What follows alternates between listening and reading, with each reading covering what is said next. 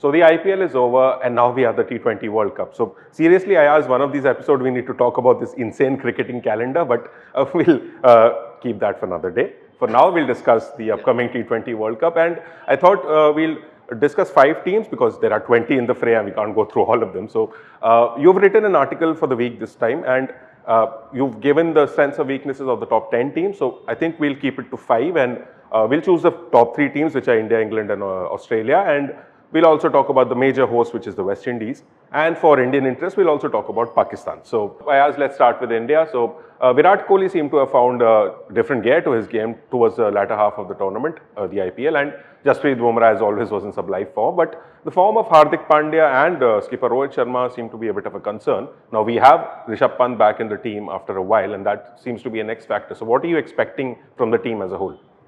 Well, look, at the end of the day, when you look at the overall selection, I think Ajit Agarkar has and his fellow selectors have ticked all boxes, covered or tried to cover all contingencies. My concern would be, you mentioned Rohit Sharma and Hardik Pandya, their poor form in the IPL, not their caliber or class or reputation, but the poor form, because that is what is taking them into the World Cup. So that's a matter of concern. Also, I think there's not enough support in the pace department for Jasprit Bumrah. Quality support. I mean, there is support. There's Arshdeep Singh. There's Mohammad Siraj, who actually was a strangler in the IPL, and had Mohammad Shami been around, he probably wouldn't have found a place. So, therefore, Hardik Pandya becomes so crucial because the fast bowling all-rounder, unless he rediscovers his mojo and is in top form, the balance of the team gets skewed. And then you've got 3 left-arm spinners. So the bowling department I'm a little worried about. And as I mentioned in the batting, it's about, the form of, not the form, I think there's enough depth and heft in the batting, but the form of players like Yashasvi Jaiswal, Ravinder Jadeja was middling form in the IPL, unlike say Bumrah and Kohli, who were in top form. And Rishabh Pant I would put in this category because what a remarkable comeback after a near-fatal injury. The kind of attitude and the courage he's shown. And he is the X factor for India. The other breakout star was Shivam Dube, but we'll have to wait and see because he doesn't have too much experience at the international level. So that's, again, a bit of a concern. So I think that when you look at some of the other teams, India have to be a little careful. The West Indies from number 1 to number 11 seem to have batters who can hit the ball out of the park. They also have a plethora of all-rounders. So that's going to be a very strong team that we face. It's also the home team. Apart from England, twice champions, Australia, who seem to be winning everything that is there on offer. They won the Test Championship, they won the ODI World Cup, and they look very strong even in this tournament. And let's not discount Pakistan and Sri Lanka. They've been former champions in this format. So, and need I say, you can't take teams like Afghanistan lightly. The shorter the format, the more level the playing field, Anirudh.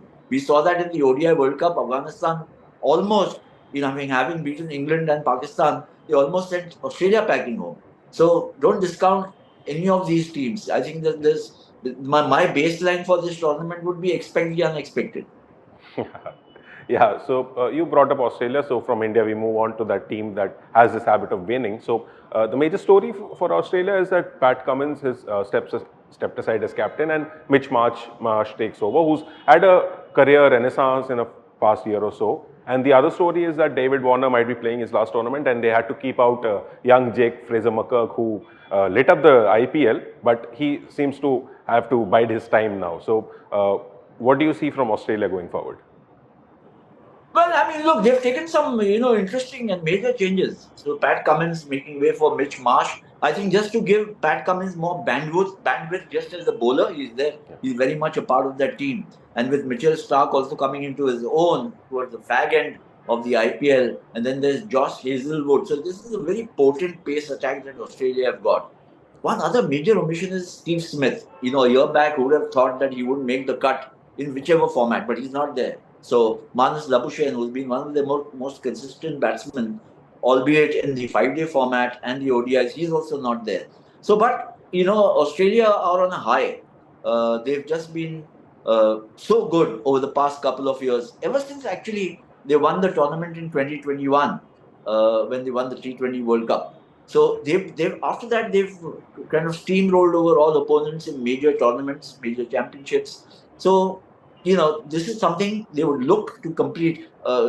It would be a hat trick of wins for them. It has been, in a sense. Of course, in 2022, England were the winners. So I would say that for my money, India, Australia, and West Indies look as the most, formidable trio of teams. I'm not discounting England and the others. We'll talk about England.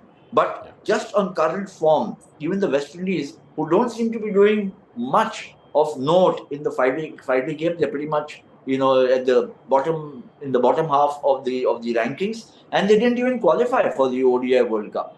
So this is their material. This is where they've been thriving, the players. So let's talk about the defending champions now, England. Big news for them is that Ben Stokes is missing out. He wants to focus on his fitness so that he can get back to bowling full time. And maybe that absence is made up for to some extent by the return of Jofra Archer, who the whole cricketing world was looking forward to. So where do you think England are going with this? It's a very good team. It's not a great team because remember, in my opinion, because Ben Stokes makes such a huge difference if he plays for England. The last T20 World Cup, you remember, I mean, Josh Butler was the hero, making a century and big scores and all that. But pivotal innings, knocks were played by Ben Stokes in the semis, in the final. And his presence, he's so charismatic. Of course, he's not been bowling, and that's one of the reasons why he's not in this tournament. So he would have blocked the place where they actually need a genuine all-rounder. That's what I think the logic has been. He's, of course, withdrawn himself. Had he made himself available, they wouldn't have been able to keep him out. I think the issue for England, in my opinion, at this point in time, Jofra Archer's return gives them a lot of bowling heft. Butler is in very good form. Phil Salt has been in outstanding form in the IPL. So too, Will Jacks has shown his potential. I think the worry for them would be Sam Curran and Liam Livingston. Sam Curran as the pace bowling all-rounder, he's not had much to do. In fact, in the recent, matches leading into the World Cup, he didn't even find a place in the England team against Pakistan in a couple of matches. And Liam Livingston remains very mercurial, for somebody who can win a match of his own bat or with the ball because he's got all these, variations. A bit like Sachin Tendulkar, but not obviously of the same caliber. But as a batsman, I think is something that England will want him, to contribute far more substantially. Remember, they've got a very good spin attack with Moeen Ali and Adil Rashid still there. So if Liam Livingston can pitch in with an over or two of his crazy spin and bat well as a finisher, this team becomes strong. But I still think that I would put at this point in time India, Australia, and West Indies ahead of England. Yeah, so we move on to the third of your teams, which is the West Indies, the co-host. And Jason Holder missing out was a big loss for them. But also, Sunil Narayan, MVP of the IPL, everybody wanted him to return to international cricket. He said no, thank you. But they still have, like you mentioned earlier, they have a lot of hitters, and Robin Powell is now the captain. So this is sort of a golden opportunity for them, isn't it? Oh, absolutely. Robin Powell, Shai Hope, Rostin Chase, Nicholas Puran, Andre Russell, Shamar Joseph.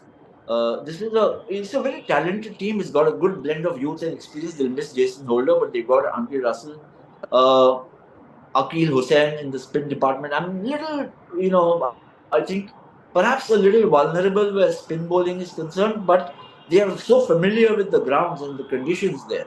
We'll have to wait and see how the drop-in pitches, play. That is a factor which will be a mystery for all teams heading into the tournament. But West Indies at home have always been very good. Home support will be very, very strong and vocal for them. The only thing is, consistency. Consistency is what they will want to establish if they have to win a third title. I'm saying third title because remember, they won it twice earlier. Apart from England, they're the only other team to have won it twice. So, sometimes we have this image of the players from the Caribbean and West Indies as if they're just happy-go-lucky and perhaps tad irresponsible. But I think a lot of the players in the Caribbean see T20, the challenges of T20 as the source of their finding their place in the sun, so to speak. So don't discount them. Yeah. And finally, we move on to our mercurial neighbor from the northwest, the Pakistani team, who you don't know who will show up when, what Pakistan shows up, and that's always the million-dollar question. So Babar Azam is back. They had sacked him after the ODI World Cup, and now he's back shying a free. He had a really short stint as captain. Babar is back. Mohammad Amir is back. They seem to have a lot of talent, but again, as everyone seems to know, a lot depends on what sort of Pakistan turns up on that day, right? Very strong bowling attack, fast bowling attack. They've got Amir, of course, who joined, so he's very skillful, as we know.